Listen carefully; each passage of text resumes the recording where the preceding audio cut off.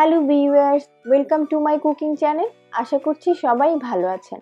আমি আজকে আপনাদের জন্য ভিন্ন স্বাদের দই নিয়ে এসেছি। এই দইটি আমি আম দিয়ে করেছি। আমার পরিবারের সবাই খুব পছন্দ করেছে আমার এই আম দই, তাই আজকে আমি আপনাদের সাথে শেয়ার করার জন্য এই আম দইয়ের রেসিপি নিয়ে এসেছি। আশা করছি আমার আম দইয়ের ভিডিওটি ভালো লাগবে।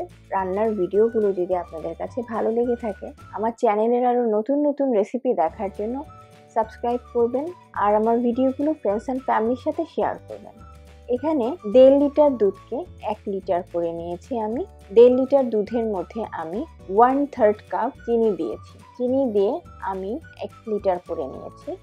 1 লিটার যখন করব তখন অনবরত কিন্তু নাড়তে হবে। হাই হিটে দিয়ে নেড়ে নেড়ে 1.5 লিটার দুধকে 1 লিটার করে নিতে হবে।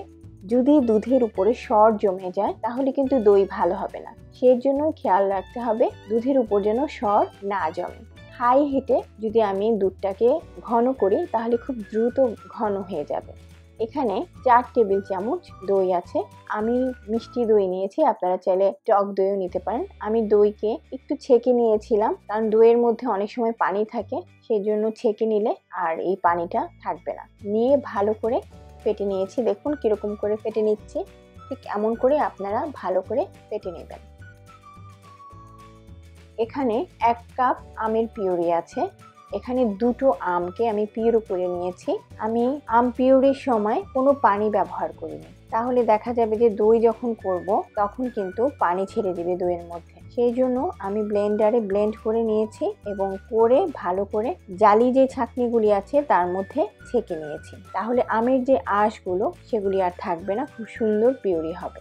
দুধ কুসুম কুসুম গরম থাকা অবস্থাতেই সবকিছু মেশাতে হবে। আমি প্রথমে আমটাকে ভালো করে মিশিয়ে, দেখুন আমি হুইক্স দিয়ে ভালো করে মিশিয়ে নিচ্ছি। আপনারাও ঠিক এভাবে মিশিয়ে নেবেন। আম মেশানো হয়ে গিয়েছে। আমি এখন এখানে মিষ্টি দই মিশিয়ে নিচ্ছি। এখানে 4 টেবিল চামচ দই ছিল, ভালো করে মিশিয়ে নিয়েছি। দেখুন কিভাবে মিশিয়ে নিচ্ছি, ঠিক এরকম করে আপনারা মিশিয়ে নেবেন। মেশানো হয়ে গিয়েছে। এখন আমি দইয়ের পাতিলে দিয়ে দেব। দইয়ের পাতিলে আমি ঢেলে দিচ্ছি। দই আমরা সাধারণত অনেক সময় লাগে, 5-6 ঘন্টা, আবার দেখা যায় রাতে দিয়ে রাখলে পরের দিন সকালবেলা এই দই হয়।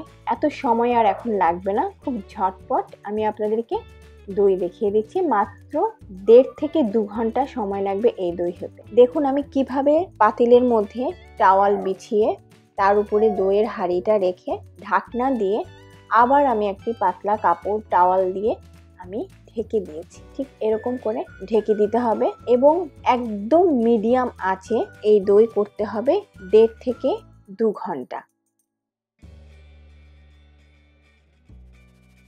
ঠিক 2 ঘন্টা পরে, 1.5 থেকে 2 ঘন্টা পরে এই দইয়ের ঢাকনা খুলে এরকম একটা কাঠি দিয়ে দেখে নিতে হবে যে আমার দই হয়েছে কিনা।